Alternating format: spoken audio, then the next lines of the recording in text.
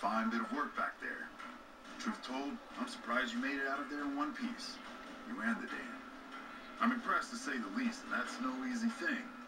You secured NCR's future. The administration sends its thanks for what it's worth.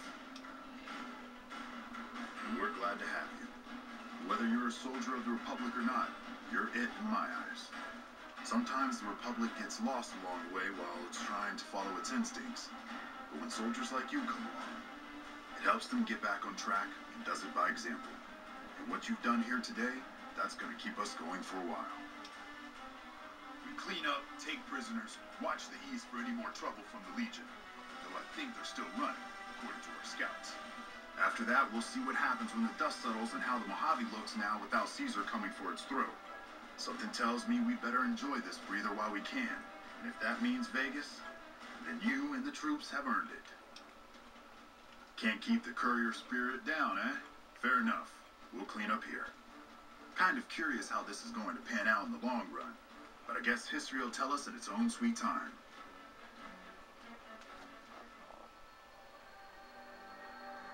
And so the courier who had cheated death in the cemetery outside Goodsprings cheated death once again, and the Mojave Wasteland was forever changed. The new California Republic celebrated its second victory at Hoover Dam, establishing definitive control over the entire Mojave Wasteland. Soon after, they negotiated terms to annex the Strip, Freeside, and many surrounding communities. The Mojave Wasteland, at long last, had entirely fallen under the NCR's banner. Though the courier's agenda was debated by many, he was honored by NCR for his support of the military at Hoover Dam. He was presented with the Golden Branch, the highest civilian decoration given by the Republic. Tabitha and Rhonda went east, through Caesar's land.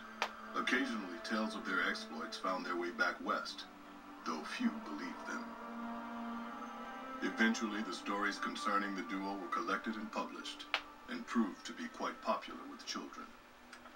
Still grappling with self-doubt over his usefulness in the face of old age, Raul was never able to find peace with himself. Eventually, he left the Mojave and assumed a new name, as he had done so many times before. Without organized leadership, the remaining boomers slowly drifted away, leaving Nellis Air Force Base to be flooded by prospectors and scavengers. All of the boomers' accumulated knowledge quickly scattered, and their existence slowly faded from memory. The Brotherhood and the NCR in the Mojave Wasteland declared an official truce, despite continued hostilities between the two in the West. As per their agreement, the NCR handed over all suits of salvaged power armor, and in return, the Brotherhood helped patrol I-15 and Highway 95. Despite her departure from the group, the Brotherhood's peace treaty with NCR came as some relief to Veronica. Though she remained friendly with surface patrols, she was never again permitted to enter the bunker she once called home. Fearing for the safety of anyone she associated with, she continued her solitary life as a scavenger. Their leaders destroyed by the courier, the fiends scattered throughout the wasteland. Without the organization of Motor Runner, Cook, Violet, and Driver Nephi, they were easy prey. After the NCR's victory at the dam, the followers of the Apocalypse were pushed out of Old Mormon Fort during its occupation by NCR forces. NCR further encouraged them to leave Outer Vegas entirely, and the followers had no choice but to comply. Arcade had hoped that Freeside would be able to remain independent of NCR rule. But he was glad that Caesar's Legion had been stopped at Hoover Dam. He tended to the sick in Freeside for a while longer, then returned to NCR territory to become a teacher with the followers there. Goodsprings saw more trade along I-15 after NCR gained control of the Mojave Wasteland, but with that came a heavy burden of the Republic's taxes. Some old-timers, unable to handle the cost, were forced to move on, grumbling all the while. Cass survived to see the NCR flag flying proud over Hoover Dam, and thought for a moment, this is what a hero must feel like. She was about to tell the courier not to get too proud of himself. Then she figured, he knew that already. That night, Cass kicked in the door of his room to celebrate, only to find the man on the bed was an NCR soldier whose barracks had been destroyed. He was cute, though, so after having her way with him, she got the hell out, leaving an empty whiskey bottle as a note. As she walked along the dam in the night, she felt drunk, content, and happy to be alive. Which to her was the whole point of it all. After the Second Battle of Hoover Dam, the Great Khans returned for a time to Red Rock Canyon.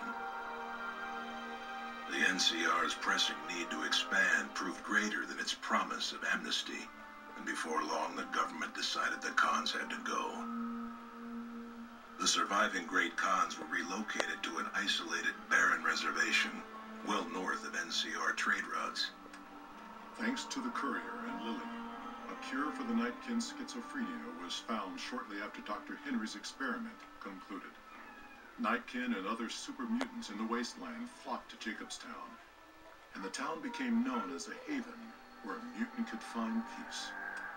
Lily continued to take her medicine at half doses, and although she remembered her grandchildren, her mind remained muddled and confused. Eventually, she parted ways with the courier and traveled west, seeking the remnants of her past. After the NCR victory at Hoover Dam, the temporary truce between them and the Kings blossomed into a full-scale relief effort for the people. While the NCR made repeated entreaties that Freeside join the Republic, the Kings steadfastly maintained their independence. After Ray's brain was transplanted into Rex's cybernetic body, it took Rex some time to adjust to the old scrapyard dog's memories. Eventually, Rex's mind settled peacefully, melding his own memories with that of long travels with old Lady Gibson. Driven into a frenzy by their use of Psycho, the Misfits inflicted heavy casualties on the Legion during the defense of Camp Golf. At first, they were commended for their valor, but eventually, desperate for more of the chem, they turned on travelers in Outer Vegas. For their dishonorable conduct, the NCR court-martialed and executed them by firing squad. Though Novak was a low-priority target for the Legion, many of Novak's citizens died in its defense. In the weeks that followed, several bright followers returned to Novak to help restore its defenses, allowing it to remain independent of NCR. Cook dead, powder gangers of Vault 19 fell apart. Those who weren't destroyed by the courier fled into the hills or attempted to work their way back through the Mojave wasteland. Few survived. Prim Slim proves to be an able-minded, if not able-bodied, sheriff for Prim.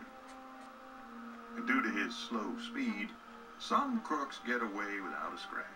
But Prim continues to prosper under his watchful robotic eye.